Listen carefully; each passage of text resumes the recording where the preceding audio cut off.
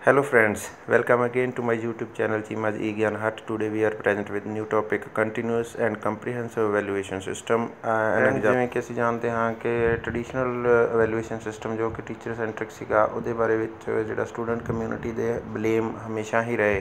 ਕਿ ਇਹਦੇ ਵਿੱਚ ਜਿਹੜਾ ਸਟੂਡੈਂਟ ਹੈ ਉਸ ਨੂੰ ਜਿਹੜੇ ਹੈਗੇ ਆ ਵਨ ਟਾਈਮ evaluation ਦੇ ਥਰੂ ਇੱਕ ਪੁਆਇੰਟ ਆਫ ਟਾਈਮ ਦੇ ਵਿੱਚ evaluate ਕਰਕੇ ਉਸ ਦੀ ਜਿਹੜੀ ਹੈਗੀ ਆ ਓਵਰਆਲ ਅਚੀਵਮੈਂਟ ਜਾਂ ਉਸ ਦੀ ਕੈਪੈਸਿਟੀ ਜਾਂ ਕੈਪੇਬਿਲਿਟੀ ਜਿਹੜੀਆਂ ਨੇ ਉਹਨਾਂ ਨੂੰ ਰੇਟ ਕਰਨ ਦੀ ਕੋਸ਼ਿਸ਼ ਕੀਤੀ ਜਾਂਦੀ ਹੈ ਜਿਹੜਾ ਕਿ ਉਹਨਾਂ ਨਾਲ ਇੱਕ ਇਨਜਸਟਿਸ ਹੈ ਔਰ ਇਸੇ ਦੇ ਜਿਹੜਾ ਹੈ ਵਿਰੋਧ ਦੇ ਵਿੱਚ ਜਿਹੜਾ ਹੈ ਕੰਟੀਨਿਊਸ ਕੰਪਰੀਹੈਂਸਿਵ evaluation ਸਿਸਟਮ ਨੂੰ ਇੰਟਰੋਡਿਊਸ ਕੀਤਾ ਗਿਆ ਜੋ ਕਿ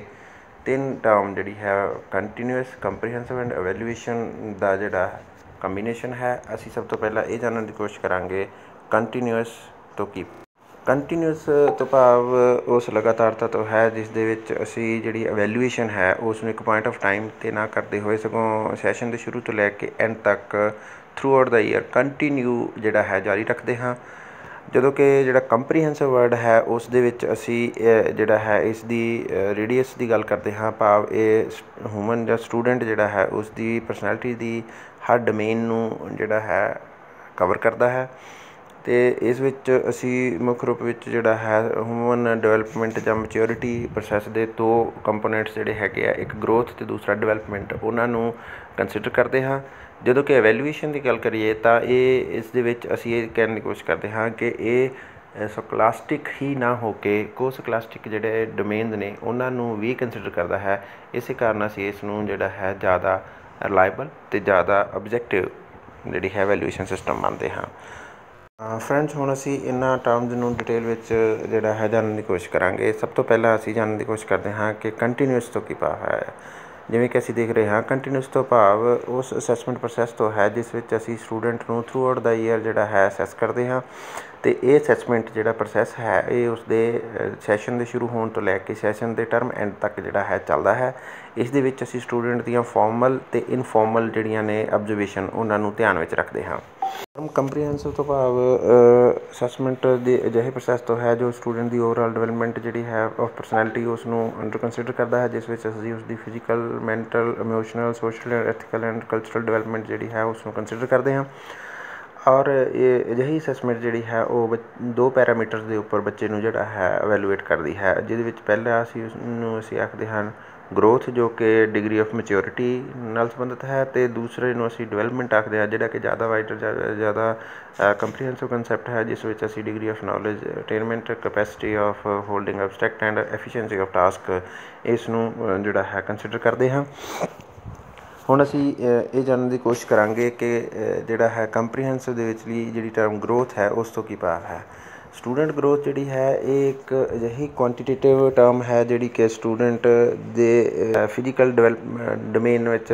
ਜਿਹੜੇ ਹੈ ਹੋ ਰਹੇ ਵਿਸਥਾਰ ਜਾਂ ਵਾਧੇ ਨੂੰ ਜਿਹੜਾ ਹੈ ਕੁਆਂਟੀਟੇਟਿਵ ਟਰਮ ਦੇ ਵਿੱਚ ਓਵਰ ਟਾਈਮ ਮੈਜ਼ਰ ਕਰਦੀ ਹੈ। ਇਸ ਦੇ ਵਿੱਚ ਅਸੀਂ ਉਸਦੀ ਹਾਈਟ, ਵੇਟ, ਬੋਡੀ ਪ੍ਰਪੋਰਸ਼ਨ, ਉਸਦੀ ਜਨਰਲ ਫਿਜ਼ੀਕਲ ਅਪੀਅਰੈਂਸ ਜਿਹੜੀ ਹੈ ਉਸ ਨੂੰ ਮੈਜ਼ਰ ਕਰਦੇ ਹਾਂ ਅਤੇ ਇਸ ਦੇ ਵਿੱਚ ਦੀ ਜਿਹੜੀ ਗਰੋਥ ਹੈ ਉਹ ਉਸਦੀ ਸਟਰਕਚਰਲ ਅਤੇ ਫਿਜ਼ੀਓਲੋਜੀਕਲ ਚੇਂਜਿਸ ਜਿਹੜੀਆਂ ਨੇ ਉਹਨਾਂ ਨੂੰ ਮਾਪਦੀ ਹੈ ਅਤੇ ਇਸ ਦੇ ਵਿੱਚ ਅਸੀਂ ਜਿਹੜਾ ਹੈ ਸਟੂਡੈਂਟ ਦੀ ਮੈਚਿਓਰੇਸ਼ਨ ਦੇ ਪ੍ਰੋਸੈਸ ਦੇ ਵਿੱਚ ਉਸਦੀ ਇੰਟਰਨਲ ਜਿਹੜੀ ਹੈ ਵਿਦਿਨ ਦਾ ਇੰਡੀਵਿਜੂਅਲ ਜਿਹੜੀਆਂ ਚੇਂਜਿਸ ਆਉਂਦੀਆਂ ਨੇ ਉਹਨਾਂ ਨੂੰ ਜਿਹੜਾ ਹੈ ਨੋਟ ਕਰਦੇ। ਜਿਹੜਾ ਹੈ ਸਟੂਡੈਂਟ ਗਰੋਥ ਦੀ ਗੱਲ ਕਰੀਏ ਤਾਂ ਇਸ ਗਰੋਥ ਤੋਂ ਭਾਵ ਜਿਹੜਾ ਹੈ ਸਟੂਡੈਂਟ ਦੀ ਉਹ ਡੈਮੋਸਟ੍ਰੇਟਿਵ ਕੁਆਂਟੀਟੇਟਿਵ ਚੇਂਜਿਸ ਨੇ ਜਿਹੜੀਆਂ ਉਸਦੀ ਫਿਜ਼ੀਕਲ ਮੈਚਿਓਰਿਟੀ ਦਾ ਹਿੱਸਾ ਨੇ ਅਤੇ ਜਿਹੜੀ ਉਸਦੀ ਗਰੋਥ ਆਫ ਸਾਈਜ਼, ਉਸਦੀ ਸ਼ੇਪ, ਉਸਦੀ ਅਪੀਅਰੈਂਸ ਅਤੇ ਵਿੱਚ ਜਿਹੜੀਆਂ ਹੈ ਨੋਟ ਕੀਤੀਆਂ ਜਾਂਦੀਆਂ ਨੇ ਅਤੇ ਜਿਨ੍ਹਾਂ ਦੀ ਆਬਜ਼ਰਵੇਸ਼ਨ ਜਿਹੜੀਆਂ 2 ਡਿਫਰੈਂਟ ਅਸੈਸਮੈਂਟ ਦੇ ਵਿੱਚ ਜਿਹੜੀਆਂ ਨੇ ਉਹ ਰਿਕਾਰਡ ਕੀਤੀਆਂ ਜਾਂਦੀਆਂ ਨੇ ਅਤੇ ਇਹ ਇੱਕ ਜਿਹੜਾ ਹੈ ਇਹ 2 ਜਾਂ ਉਸ ਤੋਂ ਜ਼ਿਆਦਾ ਟਾਈਮ ਕੀਤੀ ਗਈ ਨੋਟਿੰਗ ਦੇ ਰੂਪ ਵਿੱਚ ਜਿਹੜੀਆਂ ਹੈਗੀਆਂ ਨੇ ਉਹ ਸਾਹਮਣੇ ਆਉਂਦੀਆਂ ਨੇ। ਇਸ ਦਾ ਏਮ ਜਿਹੜਾ ਹੈ ਇਹ ਕੰਸੀਡਰ ਕਰਨਾ ਹੁੰਦਾ ਹੈ ਜਾਂ ਇਹ ਇਨਸ਼ੋਰ ਕਰਨਾ ਹੁੰਦਾ ਹੈ ਕਿ ਜੇ ਫਿਜ਼ੀਕਲ ਜਿਹੜੀ ਗਰੋਥ ਹੈ ਜੇਕਰ ਉਹ ਸਾਊਂਡ ਗਰੋਥ ਹੋਏਗੀ ਜਾਂ ਉਹ ਐਪਰੋਪ੍ਰੀਏਟ ਗਰੋਥ ਹੋਏਗੀ ਤਾਂ ਹੀ ਜਿਹੜਾ ਹੈ ਉਸਦੀਆਂ ਬਾਕੀ ਡੋਮੇਨ ਜਿਵੇਂ ਕਿ ਇਮੋਸ਼ਨਲ ਅਤੇ ਮੈਂਟਲ ਜਿਹੜੀ ਡਿਵੈਲਪਮੈਂਟ ਹੈ ਉਸ ਨੂੰ ਜਿਹੜਾ ਹੈ ਸਾਊਂਡ ਮੰਨਿਆ ਜਾ ਸਕਦਾ ਹੈ। ਜਦੋਂ ਅਸੀਂ ਇਸ ਨੂੰ ਹੋਰ ਸਮਝਣ ਦੀ ਕੋਸ਼ਿਸ਼ ਕਰਦੇ ਹਾਂ ਤਾਂ ਜਿਹੜੀਆਂ ਫਿਜ਼ੀਓਲੋਜੀਕਲ ਚੇਂਜਿਸ ਨੇ ਇਹ ਇੱਕ ਓਵਰ ਟਾਈਮ ਕੁਆਂਟਿਟੀ ਦੇ ਵਿੱਚ ਮੈਜ਼ਰ ਕੀਤੀਆਂ ਜਾਂਦੀਆਂ ਨੇ ਔਰ ਇਹ ਕੰਟੀਨਿਊਸ ਨਾ ਰਹਿ ਕੇ ਇਹ ਇੱਕ ਪੁਆਇੰਟ ਆਫ ਟਾਈਮ 'ਤੇ ਜਾ ਕੇ ਜਿਹੜੀਆਂ ਨੇ ਸਟੈਟਿਕ ਹੋ ਜਾਂਦੀਆਂ ਨੇ ਔਰ ਉਹ ਭਾਵ ਕਿ ਜਿਹੜਾ ਇੰਡੀਵਿਜੂਅਲ ਹੈ ਉਸਦੀ ਮੈਚਿਓਰਿਟੀ ਦਾ ਜਿਹੜਾ ਇੱਕ ਲੈਵਲ ਹੈ ਉਹ ਗੇਨ ਹੋਣ ਤੋਂ ਬਾਅਦ ਅਸੀਂ ਉਸ ਵਿੱਚ ਹੋਰ ਕਿਸੇ ਤਰ੍ਹਾਂ ਦੀ ਜਿਹੜੀ ਗਰੋਥ ਹੈ ਉਹ ਜਾਂ ਵਾਧਾ ਉਸ ਨੂੰ ਐਕਸਪੈਕਟ ਨਹੀਂ ਕਰਦੇ। ਔਰ ਇਸ ਕਾਰਨ ਇਹ ਸੈਲੂਲਰ ਹੋਇਆ ਕਰਦੀਆਂ ਨੇ, ਭਾਵ ਇਹ ਇੰਟਰਨਲ ਨੇ। ਔਰ ਇਹ ਇੱਕ ਪ੍ਰੋਸੈਸ ਜਿਹੜਾ ਹੈ ਇਹ ਡਿਵੈਲਪਮੈਂਟ ਦਾ ਹਿੱਸਾ ਨੇ, ਭਾਵ ਇਹ ਉਸ ਨਾਲੋਂ ਨੈਰੋ ਕੰਸੈਪਟ ਹੈ, ਭਾਵ ਗਰੋਥ ਡਿਵੈਲਪਮੈਂਟ ਨਾਲੋਂ ਨੈਰੋ ਕੰਸੈਪਟ ਹੈ ਅਤੇ ਉਸ ਦਾ ਹਿੱਸਾ ਹੈ। ਗਰੋਥ ਜਿਹੜੀ ਹੈ ਉਹ ਕੰਟੀਨਿਊਸ ਪ੍ਰੋਸੈਸ ਹੈ, ਥਰੂ ਆਊਟ ਲਾਈਫ ਚੱਲਦਾ ਰਹਿੰਦਾ ਹੈ, ਜਦੋਂ ਕਿ ਜਿਹੜੀ ਡਿਵੈਲਪਮੈਂਟ ਹੈ ਉਹ ਕੰਟੀਨਿਊਸ ਪ੍ਰੋਸੈਸ ਹੈ ਅਤੇ ਥਰੂ ਆਊਟ ਲਾਈਫ ਚੱਲਦਾ ਰਹਿੰਦਾ ਹੈ, ਜਦੋਂ ਕਿ ਗਰੋਥ ਇੱਕ ਪਰਟੀਕੂਲਰ ਟਾਈਮ 'ਤੇ ਜਾ ਕੇ ਜਿਹੜੀ ਹੈ ਉਹ ਆਪਣੀ ਜਿਹੜੀ ਪੀਕ ਹੈ ਉਸ ਨੂੰ ਅਚੀਵ ਕਰ ਲੈਂਦੀ ਹੈ ਅਤੇ ਉਸ ਤੋਂ ਬਾਅਦ ਜਿਹੜੀ ਹੈ ਗਰੋਥ ਪੋਸੀਬਲ ਨਹੀਂ ਹੁੰਦੀ। ਜਿਵੇਂ ਕਿ ਅਸੀਂ ਇਹ ਮੰਨਦੇ ਹਾਂ ਕਿ ਇੱਕ ਨੋਰਮਲ ਜਿਹੜਾ ਬੱਚਾ ਹੈ ਉਹ 15 ਸਾਲ ਦੀ ਏਜ 'ਤੇ ਜਾ ਕੇ ਆਪਣੀ ਫਿਜ਼ੀਕਲ ਔਰ ਮੈਂਟਲ ਗਰੋਥ ਦੀ ਜਿਹੜੀ ਹੈ ਪੀਕ ਉਸ ਨੂੰ ਟੱਚ ਕਰ ਲੈਂਦਾ ਅਤੇ ਉਸ ਤੋਂ ਬਾਅਦ ਉਸ ਦੀ ਜਿਹੜੀ ਹੈ ਫਿਜ਼ੀਕਲ ਜਿਹੜੀ ਹਾਈਟ ਹੈ ਉਸ ਦੇ ਵਿੱਚ ਕੋਈ ਵਾਧਾ ਨੋਟ ਨਹੀਂ ਕੀਤਾ ਜਾਂਦਾ ਅਤੇ ਨਾ ਹੀ ਉਸ ਦੀ ਮੈਂਟਲ ਗਰੋਥ ਦੀ ਕੋਈ ਪੋਸੀਬਿਲਿਟੀ ਜਿਹੜੀ ਹੈ ਉਹ ਸਾਹਮਣੇ ਆਉਂਦੀ ਹੈ। ਟਰਮ ਡਿਵੈਲਪਮੈਂਟ ਨੂੰ ਸਮਝਣ ਦੀ ਕੋਸ਼ਿਸ਼ ਕਰਦੇ ਹਾਂ ਤਾਂ ਡਿਵੈਲਪਮੈਂਟ ਇੱਕ ਕੁਆਲੀਟੇਟਿਵ ਚੇਂਜ ਦਾ ਜਿਹੜਾ ਹੈ ਮੁੱਦਾ ਹੈ ਅਤੇ ਇਸ ਦੇ ਵਿੱਚ ਅਸੀਂ ਔਰਗੈਨਿਜ਼ਮ ਦੇ ਨੂੰ ਜਿਹੜਾ ਹੈ ਐਜ਼ ਏ ਹੋਲ ਕੰਸੀਡਰ ਕਰਦੇ ਹੋਏ ਉਸ ਦੇ ਵਿੱਚ ਆਉਣ ਵਾਲੀਆਂ ਜਿਹੜੀਆਂ ਗੁਣਾਤਮਕ ਤਬਦੀਲੀਆਂ ਨੇ ਉਹਨਾਂ ਨੂੰ ਜਿਹੜਾ ਹੈ ਨੋਟ ਕਰਦੇ ਹਾਂ। ਡਿਵੈਲਪਮੈਂਟ ਇੱਕ ਕੰਟੀਨਿਊਸ ਪ੍ਰੋਸੈਸ ਹੈ ਜਿਹੜਾ ਕਿ ਥਰੂ ਆਊਟ ਲਾਈਫ ਚੱਲਦਾ ਰਹਿੰਦਾ ਹੈ ਅਤੇ ਇਹ ਇਨਸਾਨ ਦੀਆਂ ਫਿਜ਼ੀਕਲ, ਇਮੋਸ਼ਨਲ ਅਤੇ ਇੰਟਲੈਕਚੁਅਲ ਡੋਮੇਨ ਦੇ ਵਿੱਚ ਜਿਹੜਾ ਹੈ ਚੇਂਜਸ ਦੇ ਰੂਪ ਵਿੱਚ ਸਾਹਮਣੇ ਆਉਂਦਾ ਹੈ। ਇਹ ਇੱਕ ਵਾਈਡਰ ਕੰਸੈਪਟ ਹੈ, ਇਹ ਇੱਕ ਕੰਪਰੀਹੈਂਸਿਵ ਟਰਮ ਹੈ ਔਰ ਇਹ ਜਿਹੜੀ ਹੈਗੀ ਹੈ ਗਰੋਥ ਤੋਂ ਬਿਨਾਂ ਵੀ ਪੋਸੀਬਲ ਹੈ। ਇਸ ਨੂੰ ਅਸੀਂ ਜੇਕਰ ਸਮਝਣ ਦੀ ਕੋਸ਼ਿਸ਼ ਕਰੀਏ ਕਿ ਜਿਵੇਂ ਅਸੀਂ ਆਖਦੇ ਹਾਂ ਕਿ ਇੱਕ ਇਨਸਾਨ ਜਦੋਂ 15 ਸਾਲ ਦੀ ਏਜ ਵਿੱਚ ਜਾਂਦਾ ਹੈ ਤਾਂ ਉਸ ਦੀ ਜਿਹੜਾ ਹੈਂਡ ਹੈ ਉਹ ਆਪਣੀ ਸਾਈਜ਼ ਦੇ ਰੂਪ ਵਿੱਚ ਜਿਹੜਾ ਹੈ ਆਪਣੀ ਫਾਈਨਲ ਸ਼ੇਪ ਵਿੱਚ ਪਹੁੰਚ ਜਾਂਦਾ ਹੈ ਅਤੇ ਉਸ ਵਿੱਚ ਹੋਰ ਗਰੋਥ ਪੋਸੀਬਲ ਨਹੀਂ ਹੁੰਦੀ। ਪਰ ਅਸੀਂ ਜੇ ਡਿਵੈਲਪਮੈਂਟ ਦੀ ਗੱਲ ਕਰੀਏ ਤਾਂ ਅਸੀਂ ਹੈਂਡ ਦੇ ਵਿੱਚ ਜਿਹੜੀ ਰਿਫਾਈਨਮੈਂਟ ਹੈ ਉਸ ਦੀ ਸਕਿੱਲ ਦੇ ਵਿੱਚ ਅਸੀਂ ਉਸ ਨੂੰ ਲੈ ਕੇ ਆ ਸਕਦੇ ਹਾਂ ਔਰ ਉਸ ਦੇ ਲਈ ਕੋਈ ਏਜ ਜਿਹੜੀ ਹੈ ਉਹ ਫਿਕਸ ਨਹੀਂ ਹੈ। ਇਹ ਥਰੂ ਆਊਟ ਲਾਈਫ ਪੋਸੀਬਲ ਹੈ, ਭਾਵ ਕੋਈ ਵਿਅਕਤੀ ਜੇਕਰ ਆਰਟਿਸਟ ਬਣਨਾ ਚਾਹੁੰਦਾ ਹੈ ਤਾਂ ਉਹ 15 ਸਾਲ ਦੀ ਉਮਰ ਤੋਂ ਬਾਅਦ ਵੀ ਜਿਹੜਾ ਹੈ ਪੇਂਟਿੰਗ ਸਿੱਖ ਸਕਦਾ ਹੈ। ਕੋਈ ਬੁੱਤ ਤਰਾਸ਼ ਬਣਨਾ ਚਾਹੁੰਦਾ ਤਾਂ ਉਹ ਸਕਲਪਚਰ ਜਿਹੜਾ ਹੈ, ਸਟੋਨ ਸ਼ੇਪਿੰਗ ਜਿਹੜੀ ਹੈ ਉਸ ਤੋਂ ਬਾਅਦ ਵੀ ਸਿੱਖ ਸਕਦਾ ਹੈ। ਕੋਈ ਵਿਅਕਤੀ ਜੇ ਕੋਈ ਇੰਸਟਰੂਮੈਂਟ ਪਲੇ ਕਰਨਾ ਜਿਹੜਾ ਹੈ ਸਿੱਖਣਾ ਚਾਹੁੰਦਾ ਹੈ ਤਾਂ ਉਹ ਵੀ ਉਹ ਕਿਸੇ ਵੀ ਸਮੇਂ ਜਿਹੜਾ ਹੈ ਸਿੱਖ ਸਕਦਾ ਹੈ। ਕੋਈ ਪਰਸਨ ਜਿਹੜਾ ਹੈ ਕੋਈ ਅੱਛਾ ਮਕੈਨਿਕ ਬਣਨਾ ਚਾਹੁੰਦਾ ਹੈ ਅਤੇ ਜਿਹੜਾ ਹੈ ਉਹ ਵੀ ਪੋਸੀਬਲ ਹੈ। ਅਤੇ ਕੋਈ ਪਰਸਨ ਜਿਹੜਾ ਹੈ ਜਿਹੜਾ ਸ਼ੈਡੋ ਡਾਂਸ ਨੇ ਉਹ ਸਿੱਖਣਾ ਚਾਹੁੰਦਾ ਹੈ ਜੋ ਕਿ ਹੈਂਡ ਮੂਵਮੈਂਟ ਦੇ ਉੱਪਰ ਬੇਸਡ ਨੇ, ਉਹ ਵੀ ਪੋਸੀਬਲ ਹੈ। ਤਾਂ ਇਹਦਾ ਭਾਵ ਹੈ ਕਿ ਜਿਹੜੀ ਹੈਂਡ ਦੀ ਜਿਹੜੀ ਰਿਫਾਈਨਮੈਂਟ ਹੈ, ਜਿਹੜੀ ਡਿਵੈਲਪਮੈਂਟ ਹੈ ਉਹ ਥਰੂ ਆਊਟ ਲਾਈਫ ਪੋਸੀਬਲ ਹੈ, ਪਰ ਉਸ ਦੀ ਜਿਹੜੀ ਸ਼ੇਪ ਹੈ ਉਹ 15 ਸਾਲ ਤੋਂ ਬਾਅਦ, ਭਾਵ ਉਸ ਦੀ ਗਰੋਥ ਜਿਹੜੀ ਹੈ ਉਹ 15 ਸਾਲ ਤੋਂ ਬਾਅਦ ਪੋਸੀਬਲ ਨਹੀਂ ਹੈ, ਪਰ development through out life possible. ਜੇਕਰ ਅਸੀਂ ਇਸ ਨੂੰ ਹੋਰ ਡਿਟੇਲ ਵਿੱਚ ਸਮਝਣ ਦੀ ਕੋਸ਼ਿਸ਼ ਕਰੀਏ ਤਾਂ ਇਹ ਇਸ ਤਰ੍ਹਾਂ ਦੇ ਡੈਮੋਨਸਟ੍ਰੇਟਿਵ ਚੇਂਜਸ ਨੇ ਜਿਹੜੀਆਂ ਕਿ ਵਿਦਿਆਰਥੀ ਦੇ ਫਿਜ਼ੀਕਲ, ਮੈਂਟਲ ਔਰ ਸਕਿੱਲ ਕਪੈਸਿਟੀ ਦੇ ਵਿੱਚ ਅਸੀਂ ਜਿਹੜੀਆਂ ਨੋਟ ਕਰਦੇ ਹਾਂ। ਜਿਵੇਂ ਕਿ ਫਿਜ਼ੀਕਲੀ ਇੱਕ ਵਿਅਕਤੀ 15 ਸਾਲ ਦੀ ਏਜ ਦੇ ਵਿੱਚ ਜਿਹੜਾ ਕਿ ਆਪਣਾ ਫਾਈਨਲ ਸ਼ੇਪ ਜਿਹੜਾ ਹੈ ਗੇਨ ਕਰ ਲੈਂਦਾ ਹੈ, ਪਰ ਉਹ ਆਪਣੀ ਜਿਹੜੀ ਹੈ ਸਟਰੈਂਥ ਔਰ ਸਟੈਮਿਨਾ ਉਸ ਨੂੰ ਵਿਦ ਪ੍ਰੈਕਟਿਸ, ਵਿਦ ਜਿਹੜਾ ਐਕਸਰਸਾਈਜ਼ ਉਸ ਨੂੰ ਇੰਪਰੂਵ ਕਰ ਸਕਦਾ ਹੈ। ਔਰ ਨਾਲ ਦੀ ਨਾਲ ਅਸੀਂ ਜੇ ਗੱਲ ਕਰੀਏ ਕਿ ਮੈਂਟਲ ਕਪੈਸਿਟੀ ਦੀ, ਕੋਈ ਵਿਅਕਤੀ ਜਿਹੜਾ ਹੈ 15 ਸਾਲ ਤੱਕ ਉਸ ਦੀ ਮੈਂਟਲ ਬ੍ਰੇਨ ਜਿਹੜੀ ਹੈ ਡਿਵੈਲਪਮੈਂਟ ਜਿਹੜੀ ਹੈ ਉਹ ਆਪਣੀ ਪੀਕ 'ਤੇ ਪਹੁੰਚ ਜਾਂਦੀ ਹੈ, ਪਰ ਜੇਕਰ ਉਹ ਆਪਣੇ ਬ੍ਰੇਨ ਨੂੰ ਕਿਸੇ ਤਰ੍ਹਾਂ ਨਾਲ ਪ੍ਰੈਕਟਿਸ ਨਾਲ ਟ੍ਰੇਨ ਕਰਨਾ ਚਾਹਵੇ ਤਾਂ ਉਹ ਬਹੁਤ ਸਾਰੇ ਜਿਹੜੇ ਐਬਸਟਰੈਕਟ ਟਾਸਕ ਨੇ ਉਹਨਾਂ ਨੂੰ ਡੀਲ ਕਰਨ ਦੀ ਕਪੈਸਿਟੀ ਜਿਹੜੀ ਹੈ ਉਹ ਗੇਨ ਕਰ ਸਕਦਾ ਹੈ। ਇਸੇ ਤਰ੍ਹਾਂ ਅਸੀਂ ਸਕਿੱਲ ਦੀ ਗੱਲ ਪਹਿਲਾਂ ਵੀ ਕਰ ਚੁੱਕੇ ਹਾਂ, ਜਿਵੇਂ ਕਿ ਕਿਸੇ ਵਿਅਕਤੀ ਦਾ ਜਿਹੜਾ ਹੱਥ ਹੈ ਉਹ ਤਾਂ ਆਪਣੀ ਫਾਈਨਲ ਸ਼ੇਪ ਲੈ ਚੁੱਕਾ ਹੁੰਦਾ ਹੈ, ਪਰ ਉਹ ਵਿਅਕਤੀ ਉਸ ਵਿੱਚ ਐਫੀਸ਼ੀਐਂਸੀ ਜਿਹੜੀ ਹੈ ਉਹ ਸਕਿੱਲ ਦੇ ਥਰੂ ਲਿਆ ਸਕਦਾ ਹੈ। ਜਾਂ ਅਸੀਂ ਇਹ ਵੀ ਕਹਿ ਸਕਦੇ ਹਾਂ ਕਿ ਕੋਈ ਵਿਅਕਤੀ ਜਿਹੜਾ 15 ਸਾਲ ਦੀ ਉਮਰ ਦੇ ਵਿੱਚ ਜਾ ਕੇ ਜੇ ਜਿਮਨਾਸਟ ਸਿੱਖਣਾ ਚਾਹੁੰਦਾ ਹੈ, ਜਾਂ ਉਹ ਇੱਕ ਕੋਈ ਗੇਮ ਜਾਂ ਕਿਸੇ ਐਕਟਿੰਗ ਜਾਂ ਕਿਸੇ ਡਾਂਸ ਜਾਂ ਕਿਸੇ ਹੋਰ ਸਟਰੀਮ ਦੇ ਵਿੱਚ ਜਿਹੜਾ ਹੈ ਆਪਣੀ ਸਕਿੱਲ ਜਿਹੜੀ ਹੈ ਉਸ ਨੂੰ ਰਿਫਾਈਨ ਕਰਨਾ ਚਾਹੁੰਦਾ ਹੈ ਤਾਂ ਇਹ ਪੋਸੀਬਲ ਹੁੰਦਾ ਹੈ। ਅਤੇ ਅਜਿਹੀਆਂ ਜਿਹੜੀਆਂ ਚੇਂਜਸ ਨੇ, ਜਦੋਂ ਅਸੀਂ ਇਹਨਾਂ ਚੇਂਜਸ ਨੂੰ ਦੋ ਡਿਫਰੈਂਟ ਪੁਆਇੰਟ ਆਫ ਟਾਈਮ ਦੇ ਵਿੱਚ ਜਿਹੜਾ ਹੈ ਅਬਜ਼ਰਵ ਕਰਕੇ ਨੋਟ ਕਰਦੇ ਹਾਂ ਤਾਂ ਉਹ ਜਿਹੜੀ ਚੇਂਜ ਜਿਹੜੀ ਅਸੀਂ ਨੋਟਿਸ ਕਰਦੇ ਹਾਂ ਉਸ ਨੂੰ ਅਸੀਂ ਜਿਹੜੀ ਹੈ ਕੰਪਰੀਹੈਂਸਿਵ ਅਸੈਸਮੈਂਟ ਆਖਦੇ ਹਾਂ। ਜੇਕਰ ਅਸੀਂ ਇਸ ਨੂੰ ਹੋਰ ਡਿਟੇਲ ਵਿੱਚ ਸਮਝਣ ਦੀ ਕੋਸ਼ਿਸ਼ ਕਰੀਏ ਤਾਂ ਅਸੀਂ ਇਹ ਸਮਝਦੇ ਹਾਂ ਕਿ ਜਿਹੜੀ ਡਿਵੈਲਪਮੈਂਟ ਹੈ ये एक अजिही चेंज है जी क्वालिटेटिव के नाल क्वांटिटेटिव भी है और ये कंटीन्यूअस है, थ्रू आउट लाइफ चलती है। ये प्रोग्रैसिव है जी कि इंसान दे विच जिहड़ा है विकास या वाधा जिहड़ा है लैके आउंदी है जां उसकी रिफाइनमेंट दे विच हैल्पफुल हुंदी है। तो इस दे नाल असीं जदों असीं गल करते हाँ कि जिहड़ी मैच्योरिटी है वो पंजाबी दी एक कहावत दे वांग है कि जिहड़ी अकल इंसान नूं पढ़न नाल नहीं धक्के खाण नाल आउंदी है। तो ये डिवेलपमेंट का प्रोसैस है। तो यही मन्निया जाता है कि जी डिवेलपमेंट है मैच्योरिटी का एक अजिहा प्रोसैस है जिहड़ा शेप दे नाल रिलेटिड नहीं है, भाव एक पॉइंट ऑफ टाइम ते जाके रुकदा नहीं है। ये जदों इंसान अपने एनवायरनमेंट नाल इंटरैक्ट करता है तो उस नाल उस विच होर वाधा पॉसीबल है, जिसनूं असीं आखदे हाँ कि इंसान जिंदगी के तजर्बिਆਂ तो अपने आप ਨੂੰ इंप्रूव करता है। और इस दे नाल नाल इसनूं असीं कहने हैं कि ऑर्गेनाइज्ड है, इसनूं जिहड़ा है वाधे नूं जिहड़ा है सिस्टमटाइज किया जा सकता है। तो इसनूं ट्रेनिंग जिहड़ी है एक डिसिपलिन ट्रेनिंग के थ्रू जिहड़ा है वो पॉसीबल किया जा सकता है। तो इस दे विच असीं ये जिहड़ी है गल करदे हां तो ग्रोथ नालों एक वाइडर टर्म है जिहड़ी कि कंटीन्यूअस लाइफ लॉन्ग चलती रहती है। जेकर असीं एवैल्यूएशन टर्म नूं समझण की कोशिश करिए तो एवैल्यूएशन एक अजिहा सिस्टमैटिक ते आदेश जिहड़ा ओरीएंटेड प्रोसैस है जिस विच असीं किसी व्यक्ति या किसी वस्तु दियां ओह जिहियां ऑब्जर्वेशन जिहड़ियां ने नोट लैंदे हाँ जिहदा एम किसी सिट्टे ते पहुँचना हुंदा है जिहड़ी कि किसी पर्टिकुलर जिहड़ा है क्राइटेरिया ते आधारित हुंदी है। तो वो किसी परसन की जिहड़ी परफॉर्मेंस है उसनूं मैजर करन दे एम नाल कीती जाती है। और ये आम तौर पर क्वालिटेटिव एंड क्वांटिटेटिव दोनों तरह की हो सकती है। और ये एक स्टैंडर्ड गोल जिहड़ा है उसनूं मीट करन दे लई स्टूडेंट दे वल्लों कीते गए efforts they analysis they through उसकी डिग्री नूं डिसाइड करन दा एक यतन है। तो ये स्टूडेंट वल्लों कीते गए यतनां ते उस तो एक्सपैक्ट की गई आउटकम दे विचले डिफरेंस नूं दर्शाउंदी है। और ये इंसान दे दोनों मैच्योरिटी प्रोसैस के पक्षां भाव डिवेलपमेंट ते ग्रोथ जिहड़ा है उस नाल रिलेटिड है। जदों असीं गल करते हाँ कि ग्रोथ जिहड़ी है वो परसन दे अफैक्टिव ते कनेटिव डोमेन दे नाल संबंधित है, जदों कि जिहड़ी है डिवेलपमेंट है वो इंसान दे तिन्नां ही जिहड़ी है डोमेन दे विच पॉसीबल है जिसनूं असीं कहने माइंड हार्ट एंड हैंड जिहड़ा है। और ये स्कोलास्टिक एरिया नाल रिलेटिड डिवेलपमेंट जिहड़ी है स्कोलास्टिक एरिया नाल रिलेटिड हो सकती है। तो जिहड़ी है ग्रोथ है वो को स्कोलास्टिक एरिया नाल रिलेटिड हुंदी है। और इन्हां दा नेचर जिहड़ा फॉर्मेटिव ते समेटिव दोनों तरह का हो सकता है। हुण असीं ये जानने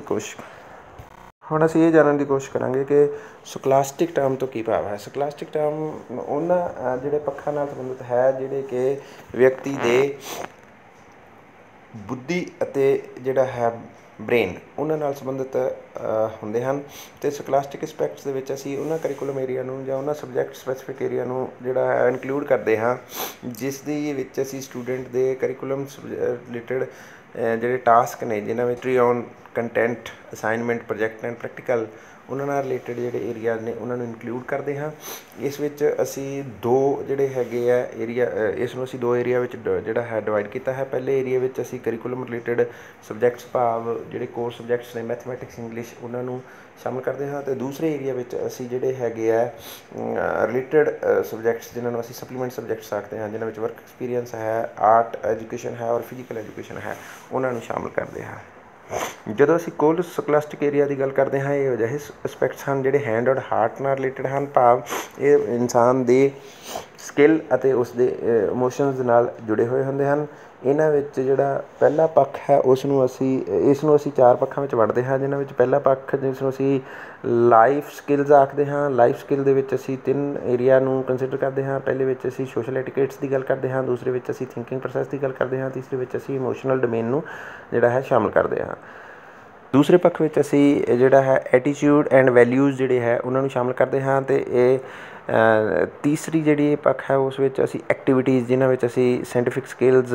की गल करते हैं, उसकी क्रिएटिव स्किल की गल करते हैं, उसकी परफॉर्मेंस जिहड़ी है एफिशिएंसी उसकी गल करते हैं। चौथे विच असीं कम्यूनिटी पार्टिसिपेशन नूं गल करते हैं जिन्हां विच असीं उसकी पार्टिसिपेशन इन क्लब्स भाव इको क्लब कंज्यूमर क्लब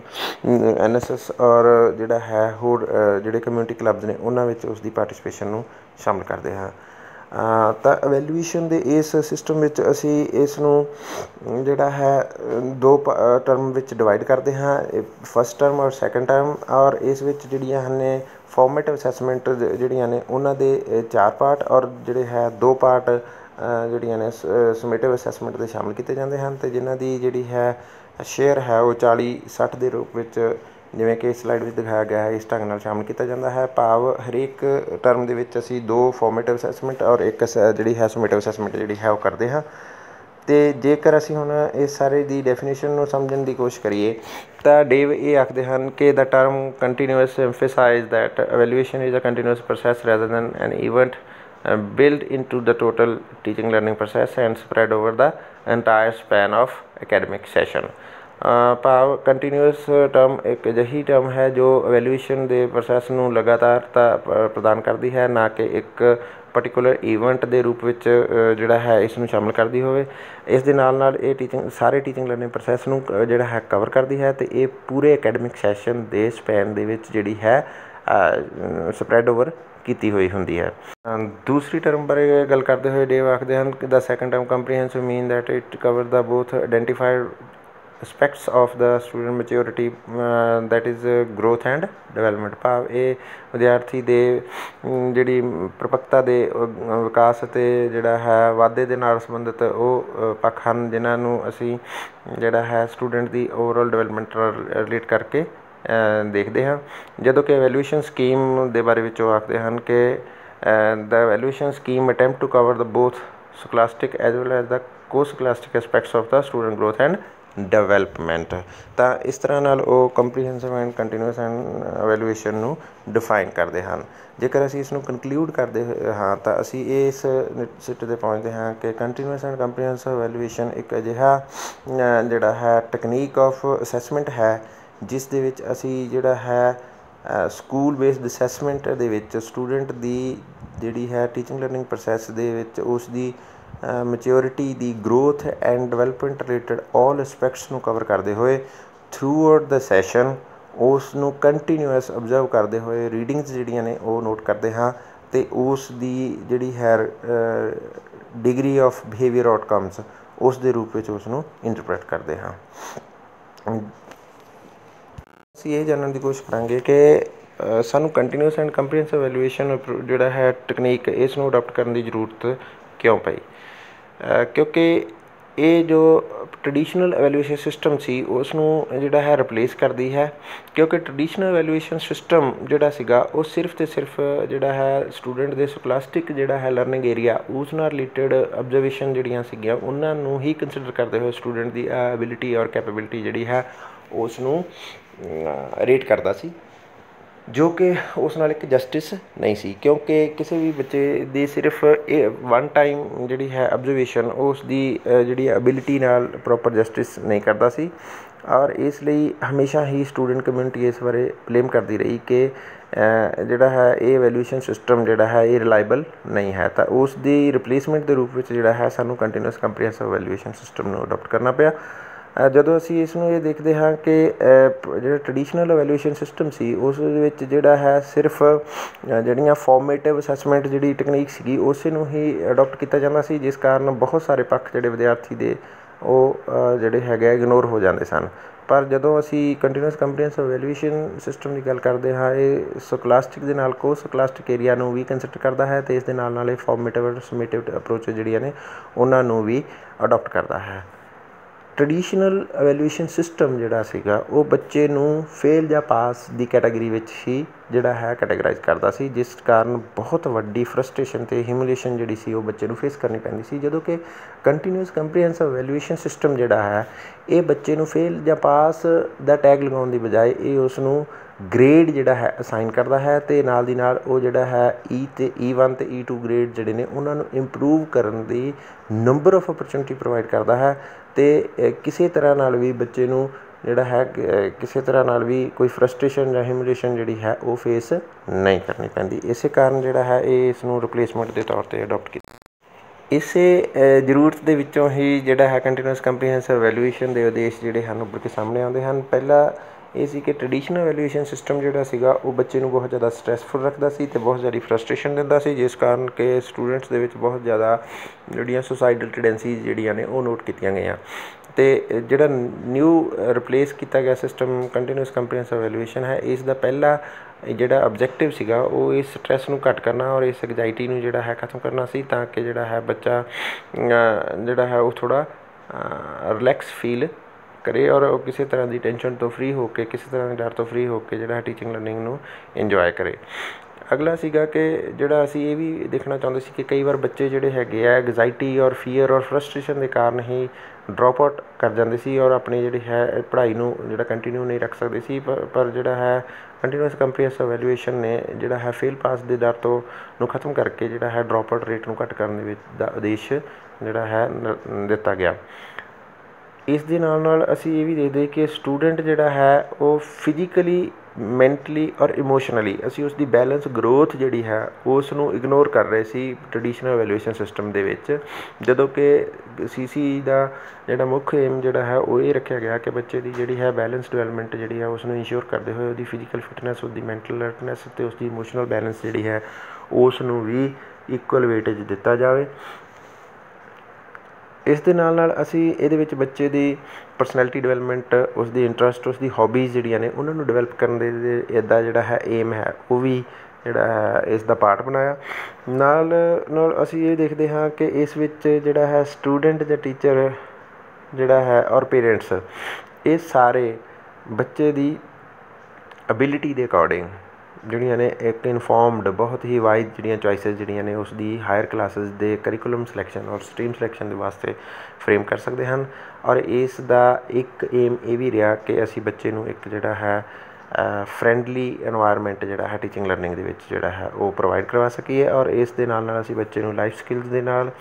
ਦੇ ਨਾਲ ਕ੍ਰੀਏਟਿਵ ਅਤੇ ਜਿਹੜਾ ਹੈ critical social life coping skill ਜਿਹੜੀਆਂ ਨੇ ਉਹਨਾਂ ਨੂੰ ਵੀ ਬੱਚੇ ਨੂੰ ਇਕਿਪ ਕਰ ਸਕੀਏ, ਤਾਂ ਕਿ ਬੱਚਾ ਜਿਹੜਾ ਹੈ ਉਹ ਜਿਹੜਾ ਹੈ ਪ੍ਰੋਪਰਲੀ ਸੋਸਾਇਟੀ ਦੇ ਵਿੱਚ ਜਿਹੜਾ ਹੈ ਐਡਜਸਟ ਕਰ ਪਾਵੇ। Okay friends, this was all about the concept of continuous and comprehensive evaluation. I am hopeful that this explanation will be helpful for you to better understand the concept. We will shortly be available with the new videos, but don't forget to like, share and subscribe the channel.